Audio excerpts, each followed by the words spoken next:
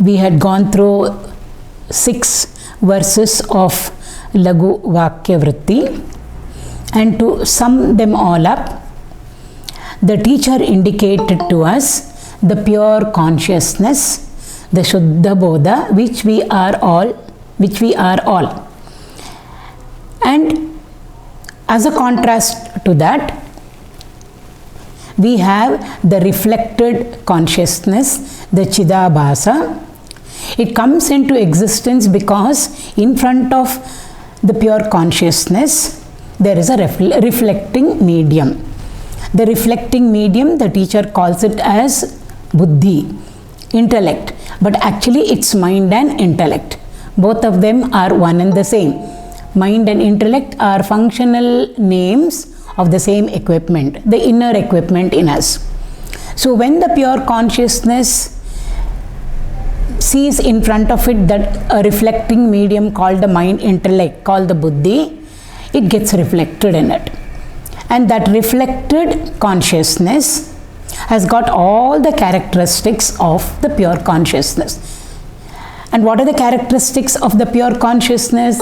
It is a witness. It is an eternal witness, Sakshi. And also it knows. It is the knowing principle behind everything. It is the knowing. When we say it illumines for us everything. When we say it illumines, it means we are aware of it, we know of it. So therefore it becomes the illuminator which illumines everything. The pure consciousness. When the reflected consciousness, the Chidabhasa, comes into being, it seems to have all the properties of the pure consciousness. So pure consciousness can illumine. The reflected consciousness also has the properties of illumining. The pure consciousness knows. The reflected consciousness also knows everything.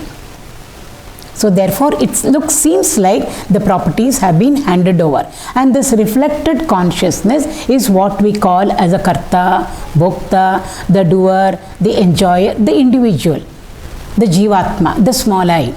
So pure consciousness, we called it as the capital I, and the reflected consciousness, we are calling it as the small I.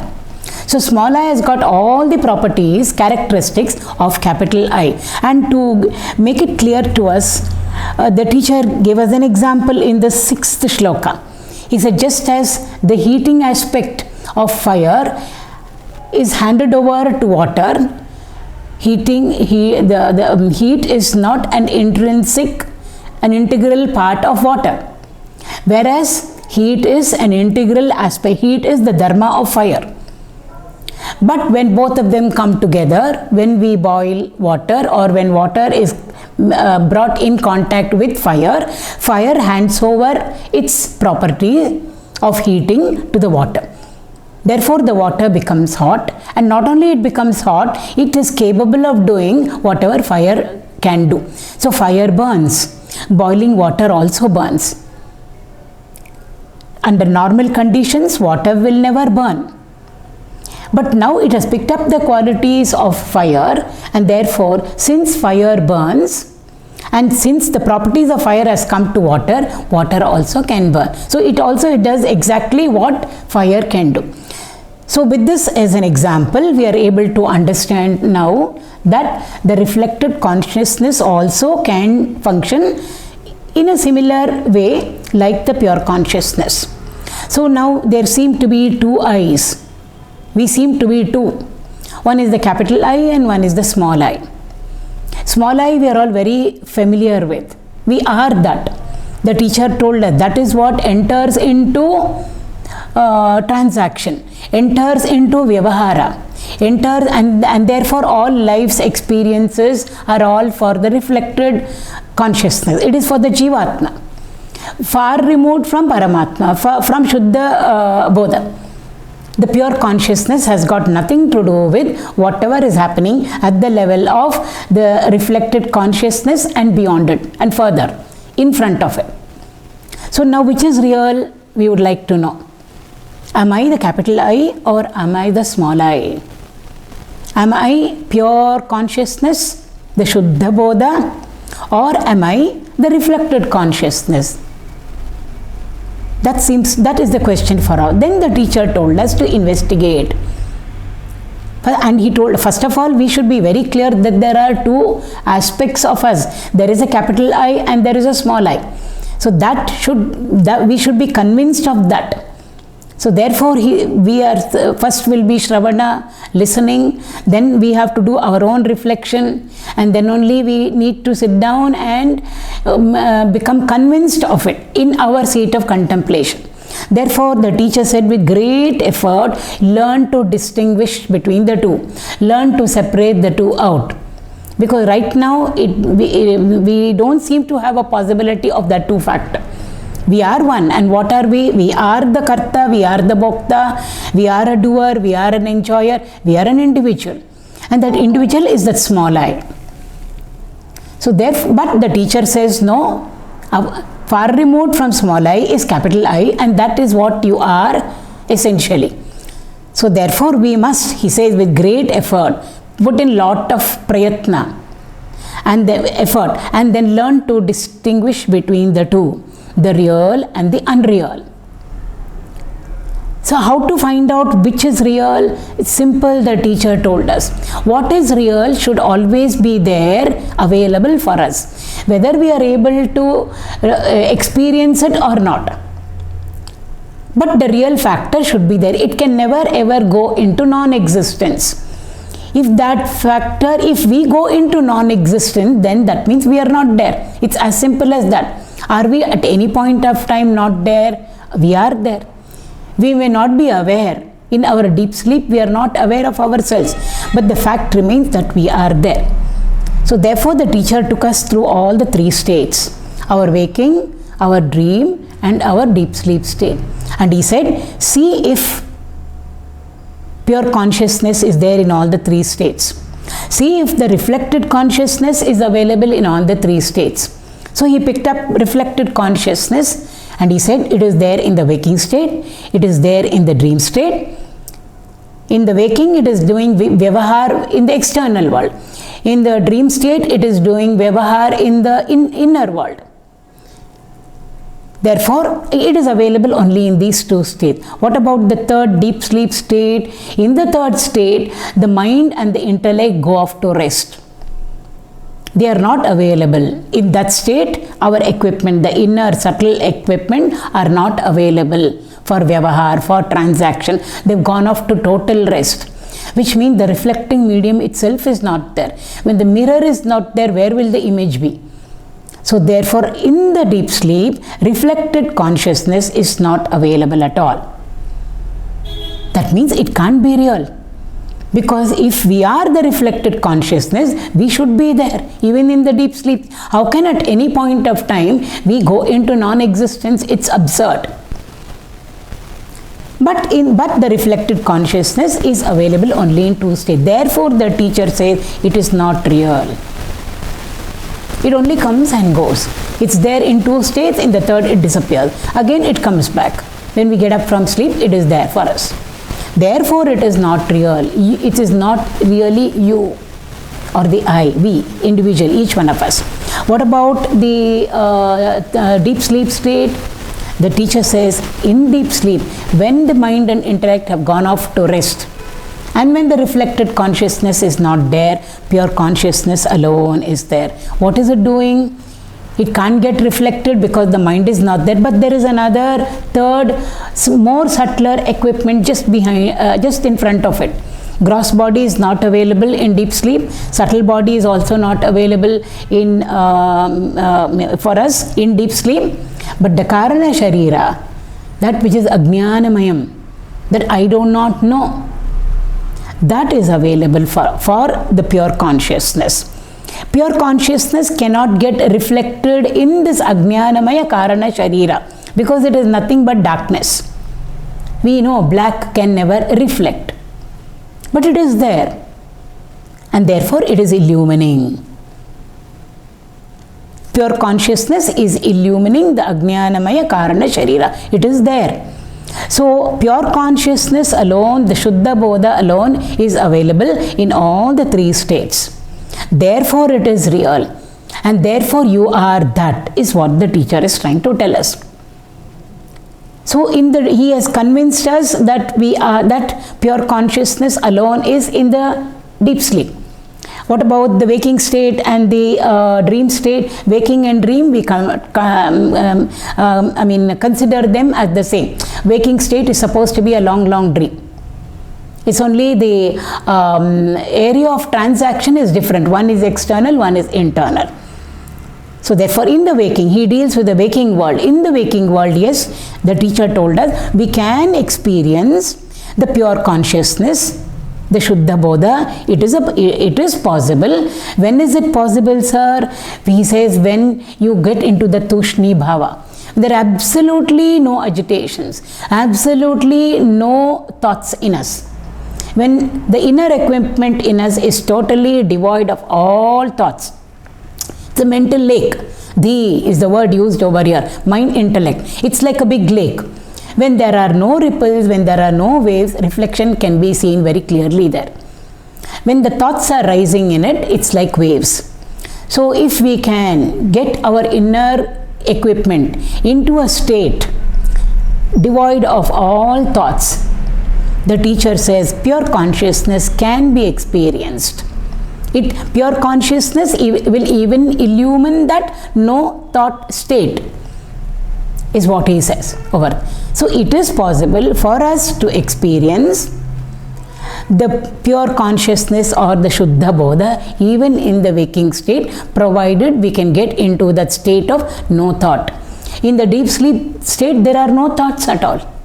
Therefore, only pure consciousness is. But since ignorance is there, because it is illumining the Karana Sharira, which is Ajnanamayam. Since there is ignorance over there, that ignorance veils it up, and therefore we are not able to experience pure consciousness in the deep sleep.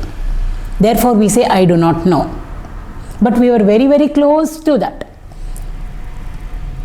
is what he told us over there. Therefore, in the waking state, if we can, through our spiritual sadhana, get into that no thought state, pure consciousness is easily available for us. So, therefore, it means we must get into the no thought state. What about the state in which thoughts are there? Not even 99.99%, 100% we are in the realm of thoughts. From the moment we get up in the morning till we go off to sleep, till we enter into deep sleep state, we are in the realm of thoughts. So when we are in the realm of thoughts, which means we are transacting in our inner world of emotions, inner world of ideas, values, and in the outer world of activities where karma is going on, we are very busy, we are in the Vyavahara world, transaction is going on. Even over there, is it possible for us to experience, or is the pure consciousness available there also? The teacher says it's only because of pure consciousness that reflected consciousness is able to function. And it's because of that you are able to do whatever you are doing at all levels, at the realm of all equipment, physical, mental, emotional, mental and emotional, intellectual. So all activities are possible, subtle, inner, or gross, outer, only because of the pure consciousness being over there just behind the reflected consciousness. We may not be able to experience, but it is there. So when is it that it is not there? Just because we are not able to experience it in our waking state of transaction, it doesn't mean it is not there. It is there, is what the teacher told us. Therefore, pure consciousness, the Shuddha Bodha is the only factor, the only changeless factor which is available in all the three states. Therefore, that is the only reality, is what the teacher told. With an example, he has indicated that also to us. So therefore, when we say I know, it means certain areas have been illumined for us by the reflected consciousness. When we say I do not know, then those areas have not been illumined for us by our reflected consciousness. Therefore, we say I know and I do not know. But behind this I know and I do not know, there is a factor just behind it, the Shuddha Bodha or the pure consciousness, which says, I know what you know and I also know what you do not know. So the I know and I do not know are opposites of each other. They exist. So at the reflected consciousness level and at the Jiva level, the dual world exists for us. Opposites exist for us. I know and I do not know. I know many things and I do not know also many things. Things and beings, everything is included over there. But there are two possibilities over there. So it's not one factor at all. But just behind that, there is a factor in us which always knows. There is never ever an occasion where the pure consciousness says, I do not know. It is of the nature of illumination. It is the illuminator. Therefore, it illumines all that the Jiva knows. And it also illumines all that the Jiva doesn't know. Therefore, we are able to say, I know what I know. And I also know what I do not know. Last time we went through this in great detail. So the I know and the I do not know are illumined by I know, the capital I. So capital I is behind the small I. It's a small I which says I know and I do not know. But behind both of them, there is only a I know, I know, I know. There is no opposite. There is no opposite of I know called I do not know. It is always I know. That is the absolute awareness in all of us. The principle of awareness in us, which is aware of all that the Jiva knows and also is aware of all that the Jiva doesn't know. So after having told us this much, we will enter into the seventh shloka. Now the teacher is talking about our transactions in our world, external world, external, internal, because we have a equipment both gross and subtle. So our vyavahara, our transaction, our experiences in the world outside. When somebody asks us to introduce ourselves or talk about ourselves, what do we talk about ourselves? Whatever we are saying is only our experiences. Whatever vyavahara we went through, whatever transaction we went through, whatever it is. In the context, we will tell them how much ever we need to tell them. So the teacher picks that up. Why does he pick that up? Over here, it's like, one behind the other. How in a train, there are bogies placed one after the other. So similarly, like that, we can line up the pure consciousness or the Shuddha Bodha, and then in front of it is the reflecting medium, the mind intellect. Therefore, there is a Karana Sharira, and then beyond that is the reflecting medium, which borrows all the properties of the pure consciousness. And the reflecting medium, the mind and the intellect, they are Sukshma Sharira, subtle there. In front of it, is there anything? Yes, there is. There is a Sthula Sharira, the gross body. So, and the gross body we know is made up of Mamsamayam, the teacher told us. It's made up of inert matter, bones, flesh, fat, blood, veins, arteries, inner skin, outer skin, all of them belong to the realm of matter. And we know matter is inert and insentient. By itself, it is not dynamic. But we know our physical body is very dynamic. It's very alive. From where did it get its aliveness? Did it borrow from somewhere? It borrows from whatever is there behind it. So it's all a sequence of illumination, that's all. So from where does it derive? Again, it derives from the reflected consciousness. From where did reflected consciousness get the power to illumine? It got the power to illumine from the Shuddha Bodha or the pure consciousness. So pure consciousness helps the reflected consciousness.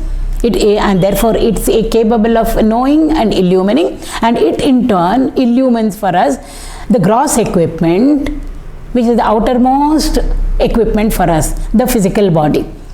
So therefore the physical body is alive. See, every part of our body, inside and outside, all our organs, all our limbs, all of them are so alive. Actually, they are all dead, inert matter. How did they get the power to move? Everything is moving. Hands are moving, legs are moving, mouth is moving. Everything has got so much of aliveness, liveliness is there. How did it get all this? From where did it get? Reflected consciousness transfers its power or its illuminating power to the physical body. Therefore, the physical body also seems to have life. So capital L, life. Capital L, capital I, capital F, capital E. Pure consciousness, Shuddha Bodha. Because of that, every equipment in front of it seems to be alive, seems to be with life. Where did they get this aliveness from? How is it that we feel all the equipment, gross or subtle, have a life? It's because of pure consciousness. So the physical body also, right now we know, is full of life. From where did it get? It got it from what is there just behind it. What is the physical body made up of? It's got its limbs, it's got its organ, it's got its main thing is its jnanendriyas and karmendriyas. Eyes, ears, nose, tongue, skin. Organs of perception. It's through them that the entire world outside enters. And therefore, in front of the physical body, what is there? Sense objects are there. So the physical body has got sense organs, and in front of the sense organs, sense objects are there. If sense objects are not there, our sense organs will become null and void. If there are no forms to see, what will the eyes see? Eyes being there becomes useless. If there are no sounds, if there is no world of sounds, our ears become useless.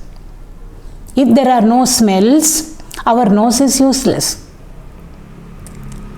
Therefore, because of the sense objects are there and the sense organs are there. So the sense objects actually, if they were not there, our sense organs would have been null and void. It would have become useless. Why are the eyes over there? Why did the Lord give us eyes, ears, nose, tongue, skin? If they are not able to function, it would have boiled down to that. But our sense organs have in front of them sense object, more grosser than them. So there is a world of forms and colors. Rupa is there. Then a world of sound is there. Shabda is there. World of smell is there. Gandha is there. World of taste, rasa is there. World of sensation, touch is there. Sparsha is there. They all enter one at a time, or more than one at a time, or all the five at the same time. It depends on what we are seeing in front of us. What is there in front of us? Sense objects mean not only inert, insentient objects. There are sentient, dynamic beings also. So the world of things and beings is there outside, just outside of our physical body. They all enter in through our little windows that we have: eyes, ears, nose, tongue, skin. So when the objects or when the beings enter into us, they enter through the sense organs. How do they get the power to function? Eyes are inert matter. Eyes, ears, nose, tongue, skin, all are inert matter. By themselves they can't see, hear, smell, taste or touch.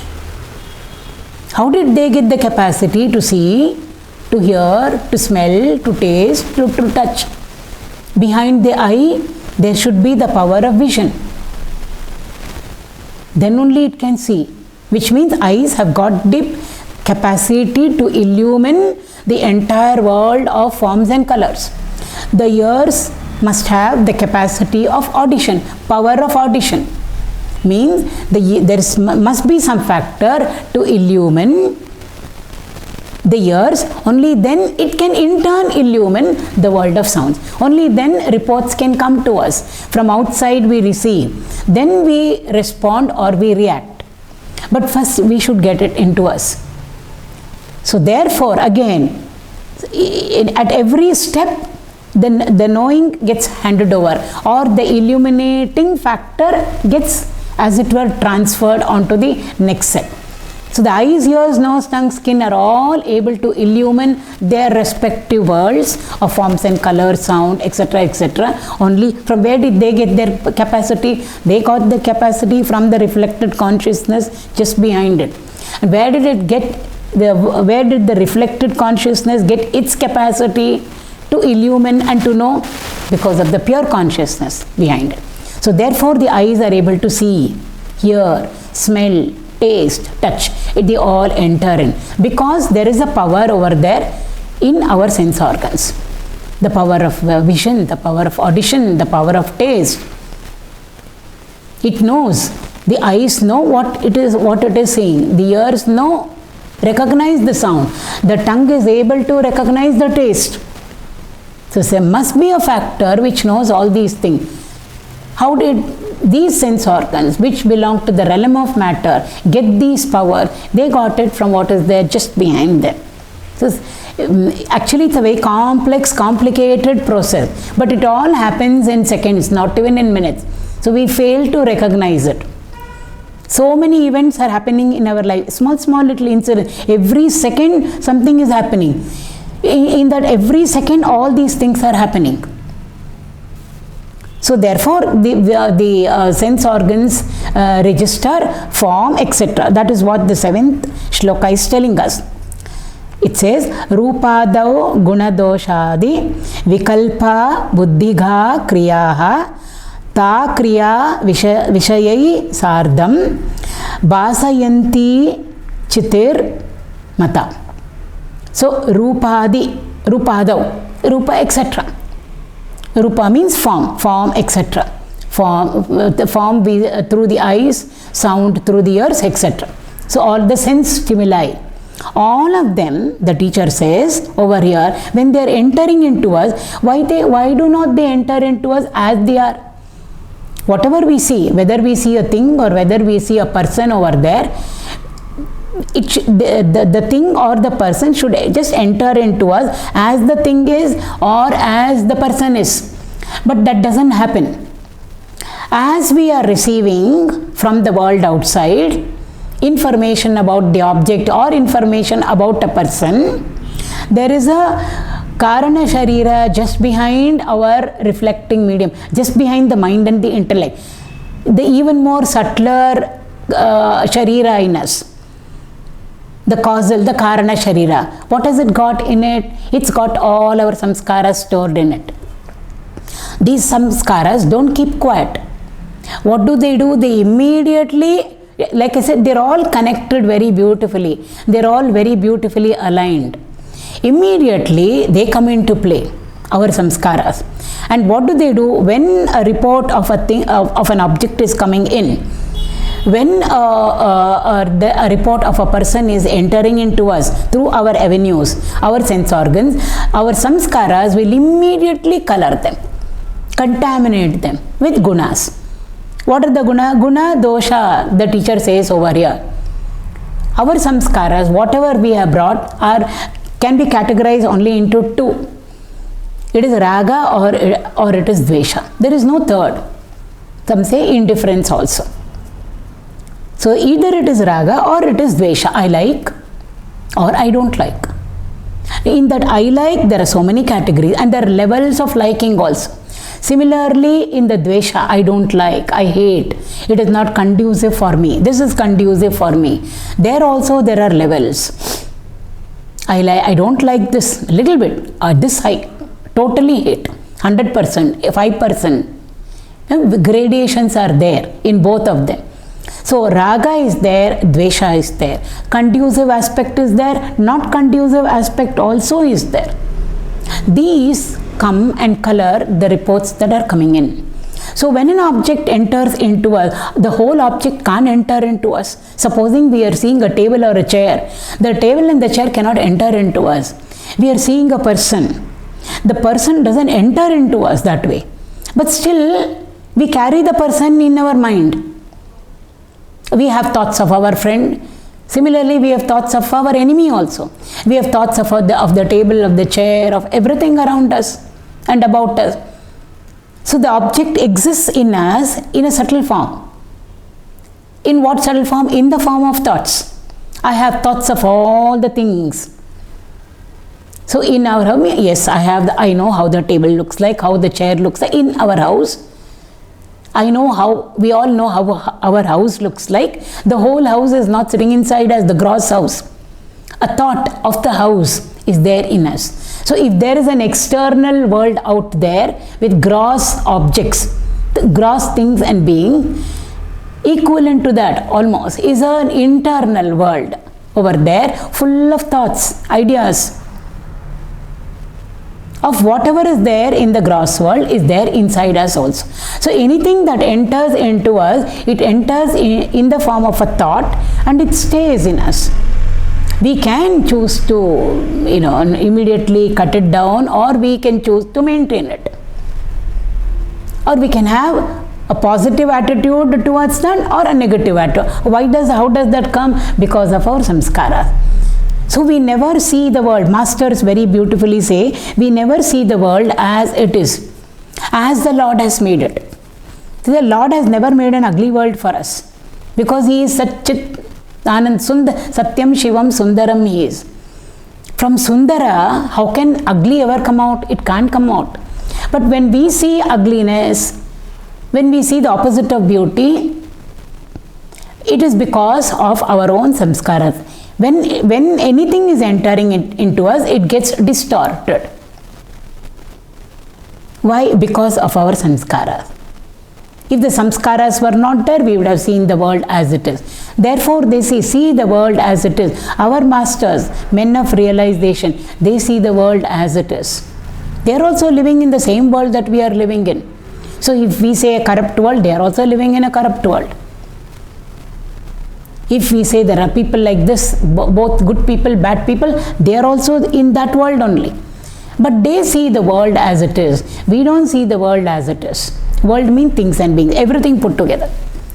We see the entire world colored. Colored by what? Colored by our raga and dvesha. And each of us has brought different types of raga and dvesha. No two of us have the same samskara. Therefore, no two of us will have the same perception of anything or any being. If raga and dvesha were an integral part of the thing, object or the person, then it would have been like that for all of us. If coffee, I'm just giving an example, if coffee had in it, we say, I like coffee, why it's so nice. It's a very nice drink. If it was an integral part of coffee, coffee should have given the same happiness to all of us. But some of us like coffee, some of us hate coffee, which means it's not an integral, the dislike or the like is not an integral part of coffee. Coffee is coffee. We have attached to it, or we have associated ourselves in one way, somebody else has associated themselves in another way. Therefore, one says I like, one says I don't like. If a person was always an embodiment of wickedness, then all of us uniformly should have seen that person as a wicked person, or a person intrinsically good. Then all of us should have seen that person as a good person only. But some of us say she's a good person. Some of us say no, she's not a good person at all. Some of us say I do not know anything about her at all. Which means that they are not intrinsic qualities and characteristics of that person. So whatever person as the person is, we have not seen, or we are not seeing. We are coloring that person with our samskaras. So what is convenient for me? I condition the person, I condition the object. That is what the teacher says here as guna doshadi. Immediately the coloring doesn't take even 1 second.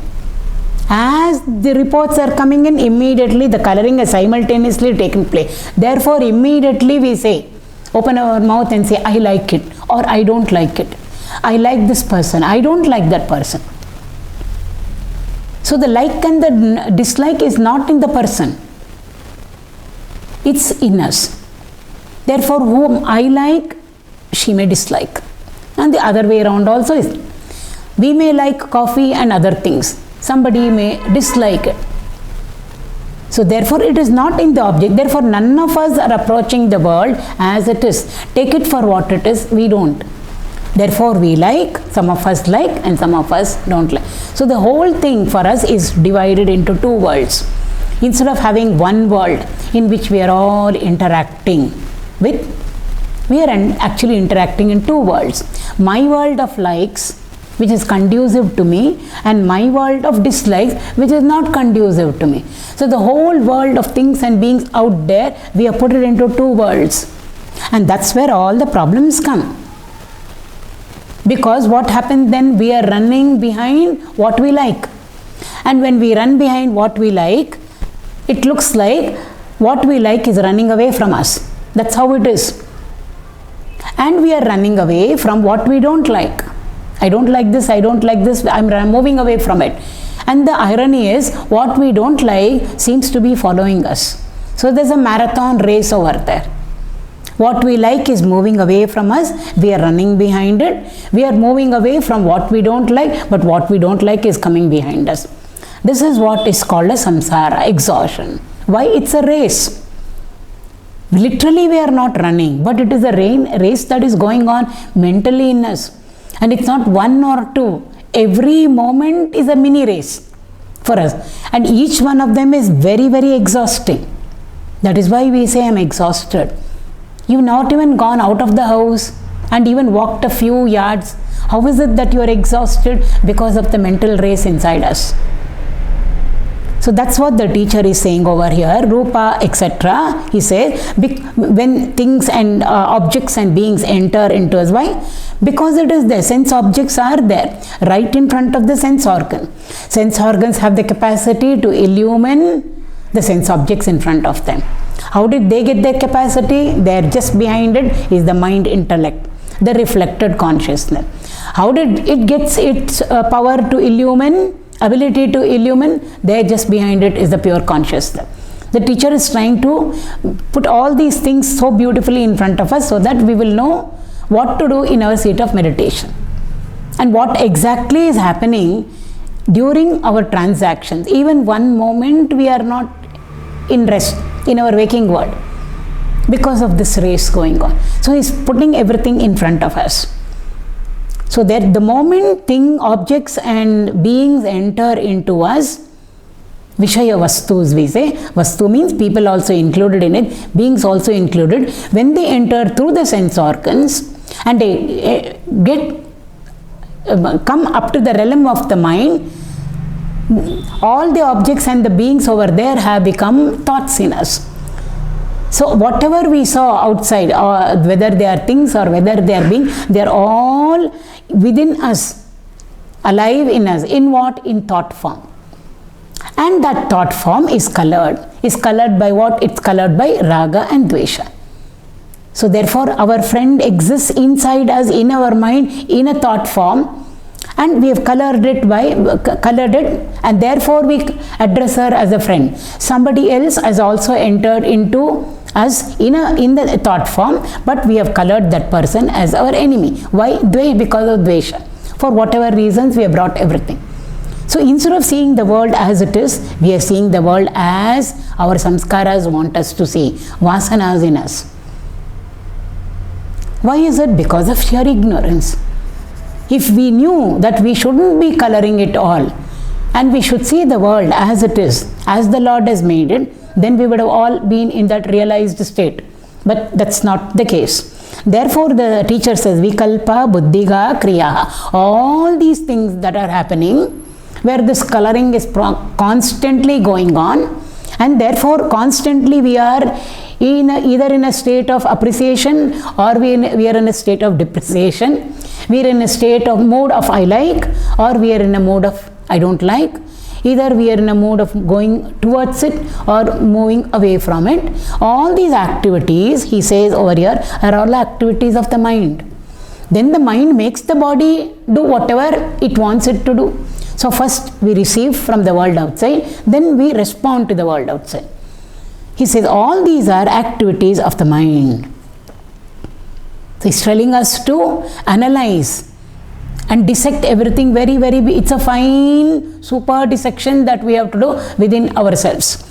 Takriya Vishayai Sardam Bhasayanti Chitir Mata.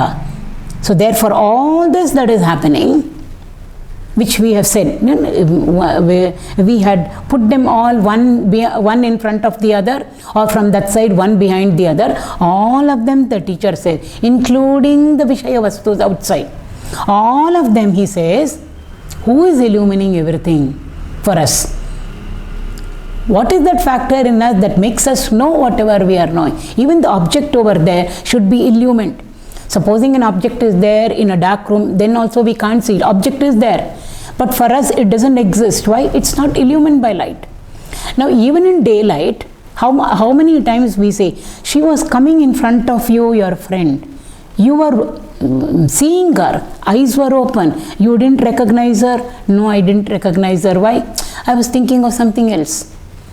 So when we are completely thinking of something else and the mind is switched off at that time, even though the eyes are seeing and the person is there available in front, the object, the person, the Vishaya Vastu, it looks like it is not there. So therefore the power behind the eyes has to reach out to the object and it should illuminate for us. It's all like the mind going out through the eye, and then the illuminating property of the mind goes out through the eye and goes up to the object, gets reflected back at the object or at the being, and then comes back to us. Only then the object exists for us. So it's not only in a dark place. Even when it's very, very, very bright, sometimes things don't exist for us, sometimes people don't exist for us. That means at that point of time, the object or the being was not illumined for us by our own mind, because mind was somewhere else. So even the objects over there should be illumined. So every moment it is illumining, illumining, illumining. Only then we know. So the whole process of illumining is a process of knowing. We have seen now, starting from pure consciousness on this side up to the objects and things, Vishaya Vastus on the other side. The teacher says all these things, activities of the mind, and we already know Guna Dosha means the Karana Sharira also included. They are all actually in touch with each other. It doesn't exist apart from it. So let's say from Karana Sharira up to the Vishaya Vastu, objects in the world outside, all of them the teacher says, Bhasayanti Chitir Mata. They are all illumined by Bhasayanti. There is a Dirgha there. Continuously, constantly, never a break. For us it's all break, break, break, break. Never is there a break. What is illumining? All of them are illumined by that one factor called pure consciousness. We may not know, we may not be able to experience, but that's the truth, is what the teacher is telling us. He is putting all these information, pieces of knowledge into us so that we can sit and analyze it, reflect on it, and then come to understand fully. So therefore, Bhasayanti Chitir Mata. Chiti means pure consciousness. So the pure consciousness is the one which actually is making everything happen. Everything is happening because of its light. Because it is the one sole illuminating factor, illuminator, capital I, behind all these illuminations that are going on. So at all levels, the knowing or the illumination, the illumining aspect is all because of that one illuminator or that one knowing principle, the pure consciousness which is there in us. Bhasayanti it is. Constantly this is going on. So never ever there is a time, not even 1 second is the smallest interval of time for us, but there are smaller intervals also. A fraction of a second also is not there where this chiti or pure consciousness is not knowing or is not illuminating. It's constantly there, whether we know or whether we do not know, whether we accept or whether we don't accept. That's a different issue. We may accept, we may not accept, We may believe, we may not believe. We may know, we may not know. We may experience, we may not experience. But the fact is, it is there. I am is there always. The I am can never ever go into non-existence. That is what the teacher is telling us. So the Chiti is there. Bhasayanti. Because of it, everything is going on. The whole process is going on. It looks like a very complex process, but every moment it is going on in us, which we call as our life's experiences. How many experiences we go through in one day? We wake up in the morning, we go off to sleep at night. How many experiences are there? Innumerable. Actually, every second is an experience, good or bad. And we can even make it into small fragments. Every 1/1,000,000th of a second also, if it can be measured. And if we can dwell upon what was the experience in that 1/1,000,000th of a second, how many experiences are there lined up in? Where is there a time when it gets, the pure consciousness gets exhausted and tired and says, too much for me to illumine, too much for me to know. That is all from our side. Jivatma will say, I am exhausted, I can't now do anything, I am incapable of knowing now because I am feeling very sleepy, or too much of knowledge cramped into me today, I can't study more. This is all at our level. But the pure consciousness never ever goes into fatigue or exhaustion. It's always there. And it was, is, and shall continue to be. And is it always retaining its the same, if we can say, ability and capacity and capability of illumining, of knowing? It is always constant, eternal. Never ever is there an increase, never ever is there a decrease. It's always there. So, Bhasayanti Chitir Mata. The consciousness, the pure consciousness is the one which is helping all these things to happen. Dasaru writes, Purandara Dasaru writes, Noduva nota ninnadu, Keluva kelvi ninnadu. Whatever I am seeing something outside. In that object or a person has entered into my eyes. Why? Because the power of vision was there in that. But he says, I am not seeing. Noduva nota ninnadu. You are seeing. When I know what the object is, or when I know what the being is, you alone know. So entire thing, Dasaru over there transfers it onto pure consciousness. Whereas in our cases, what are we doing? We don't transfer it to the pure consciousness. We keep it at our level, reflected consciousness level. Therefore, trouble for us, fatigue, exhaustion, likes, dislike. That is what is meant by surrender. He just transfers everything to him. When everything gets transferred onto him, then it becomes all his job. And does he have the ability and the capacity to take in everything? He has got. How much? Infinite. We don't have that much. So he says, Noduva nota ninnadu. I never saw anything. You alone saw. I never knew anything. You are the one who knows everything. I never heard anything. You heard. See, the moment we are able to connect with the pure consciousness, there he is talking Saguna. So instead of saying pure consciousness, we can say Krishna, or we can say Rama, or we can say Shiva. The moment we transfer everything onto that higher state which is there in us, we become free of everything. Where is the exhaustion for us? Where is the fatigue for us? He alone saw, he saw, therefore why should I worry? I am not seeing. He wrote the exam. I never wrote. So why should I be exhausted? I am not exhausted at all. He traveled. I never traveled. So let the exhaustion be for him, if at all it is there. I am not exhausted.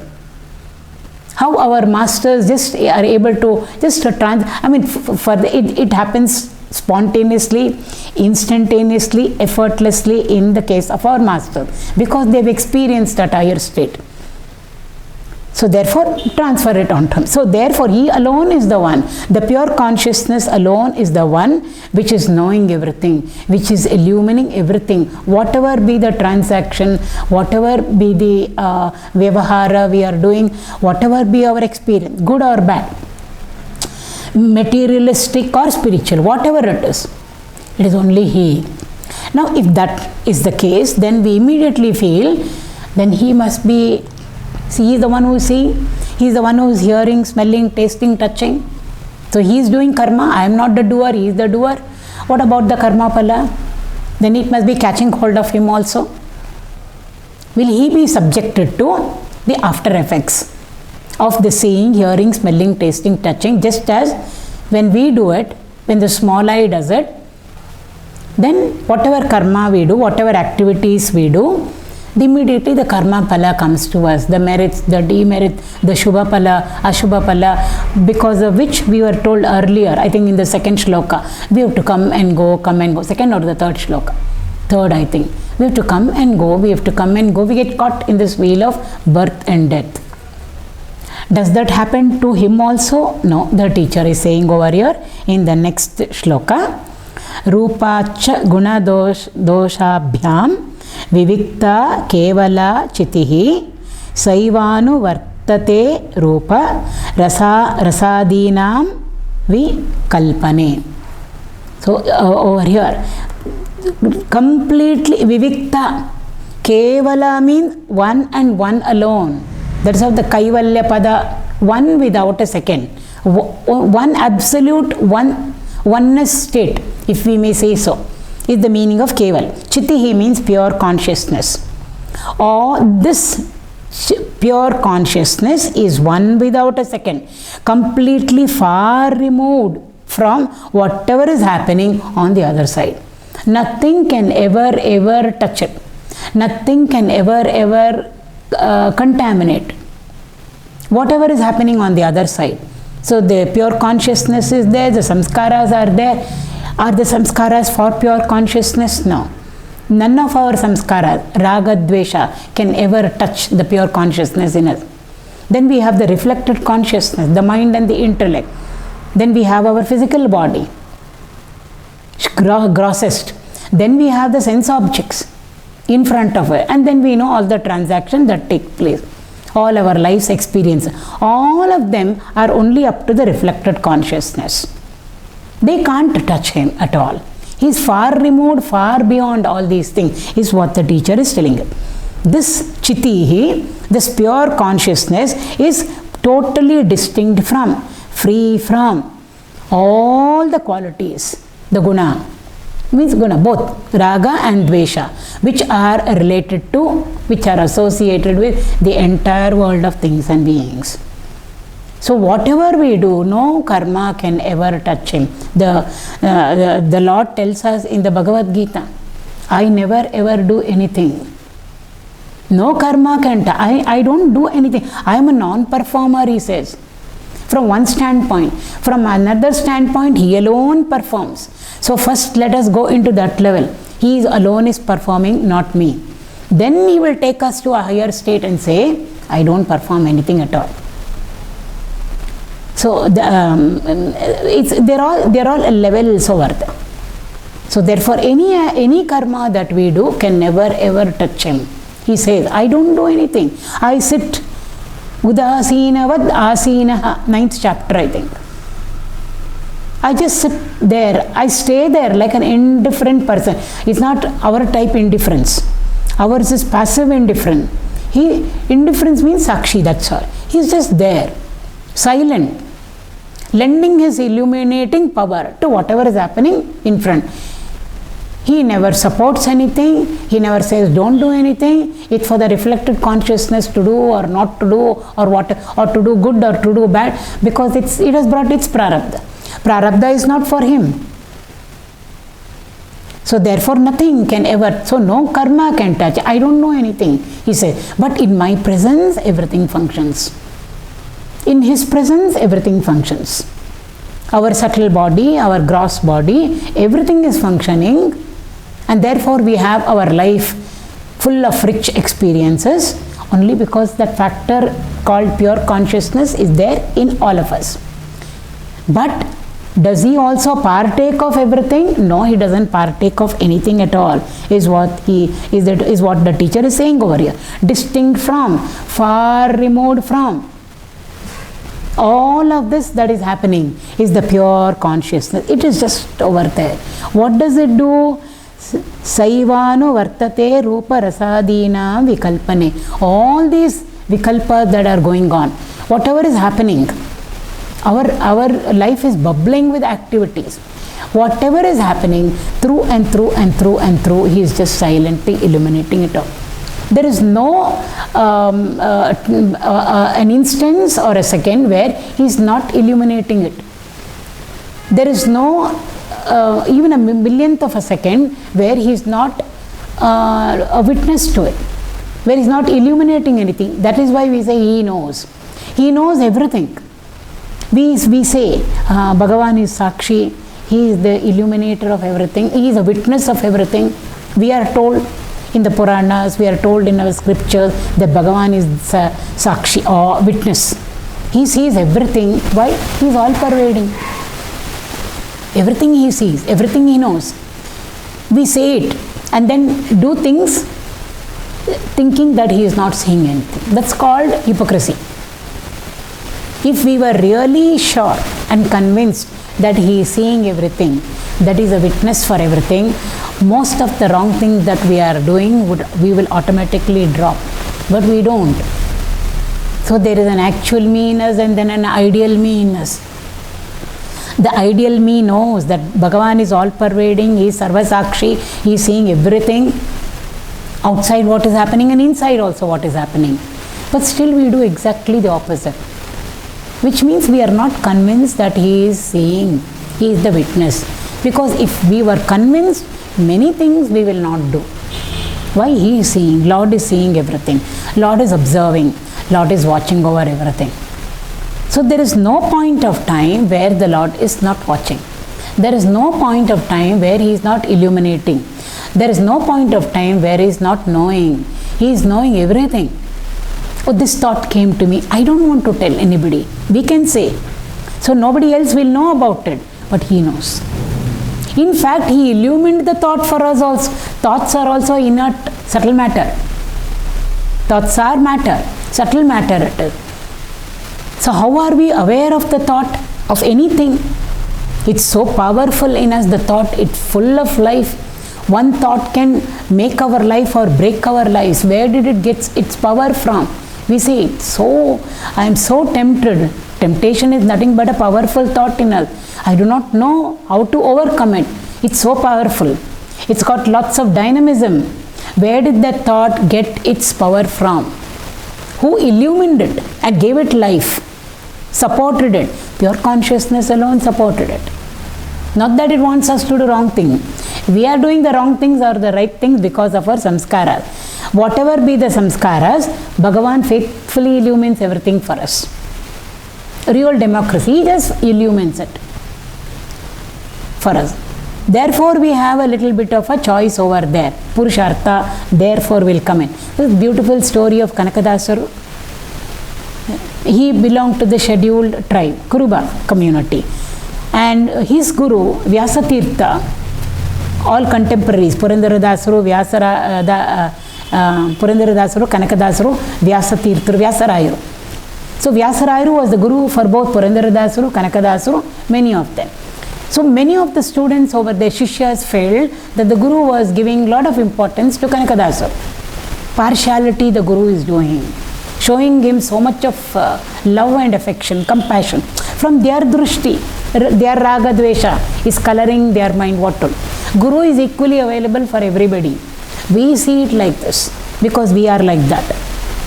So the moment jealousy came, they decided that the guru is impartial and partial towards him. Vyasarayuru came to know about it and he wanted to show them all who Kanakadasaru is. So therefore, a small test. It is supposed to be Ekadashi day. All were fasting the whole day, and at the end, when the fast was being broken, he gave everybody a fruit to eat. A banana, we are told, planted. He said, all of you can go and break the fast and eat this fruit, but on one condition. And what was the condition? You should eat it where nobody is seeing you. So all the Shishyas very, very happily took one fruit, which the Guru gave to them, prasad. Kanakadasaru also got one fruit. And he said afterwards, he just left them. Afterwards, after sufficient time, he called them all, asked them all to assemble. They all came. Kanakadasaru also came. Then he said, all of you ate the fruit. They all nodded their head and said yes. He said, I want to know where you ate, because I had put a condition. You will all eat the fruit where nobody is seeing. So each one of them said, I hid under the cot, I covered myself with a blanket so that nobody can see me. I went away to an isolated place, almost a jungle. There I went and ate. Somebody said I went up the attic and then ate. Sir, I'm sure nobody saw me eating the fruit. All of them gave the report. Kanakadasuru stepped forward, and sure enough he had the fruit in his hand. All the disciples were sure that he will get one solid firing from the Guru, because he has not followed the Guru's instruction. So Kanakadasuru came forward. The teacher called him, Kanaka, why you still have the fruit in your hand? You did not eat? He said, no sir, I did not eat. Why? You put a condition that I should eat the fruit where nobody is seeing, nobody knows. Nobody will illumine that transaction, that experience of eating the fruit. You put a condition. So wherever I went, the Lord was there. Wherever I went, the Lord was there. That knowing principle, that Sakshi, witnessing consciousness was there. Therefore, I could not eat the fruit, I have brought it. The disciples immediately understood what a great person Kanakadasuru was. He was scriptures walking on two feet. He was a living a person who was living the scriptures, not just having read and known the scriptures. Then Vyasarayuru looked at all of them. They were all embarrassed. He said, now you know who Kanakadasuru is, the glory of Kanakadasuru. So, the pure consciousness alone is the witness, whether we like it or not. Even in the remotest of the remotest places, even in the darkest of darkest places inside us, also he is there as the witness. And he is illumining everything. In dark places also he is illumining. Yes, he illumines dark also. Jyotisham api tad jyotihi tamasa paramuchyate. He illumines brightness, the daytime now. Who is illumining it? He alone is illumining it. Therefore, we are conscious of daytime. What about dark night? Darkness also we know. How did we know that it is dark? Who told us? Did we see darkness by switching on a torch, or did we switch on a light? If we switch on the light or the torch, darkness will go. So how did we know that it is dark? In what light did we see darkness? Some factor in us illumined for us that darkness also. So the pure consciousness is that factor which can never ever go into non-existence. Therefore we call it as absolute existence, Satvastu. The next two, I think 8 shlokas are over. The 9th shloka we will take it up in the next class.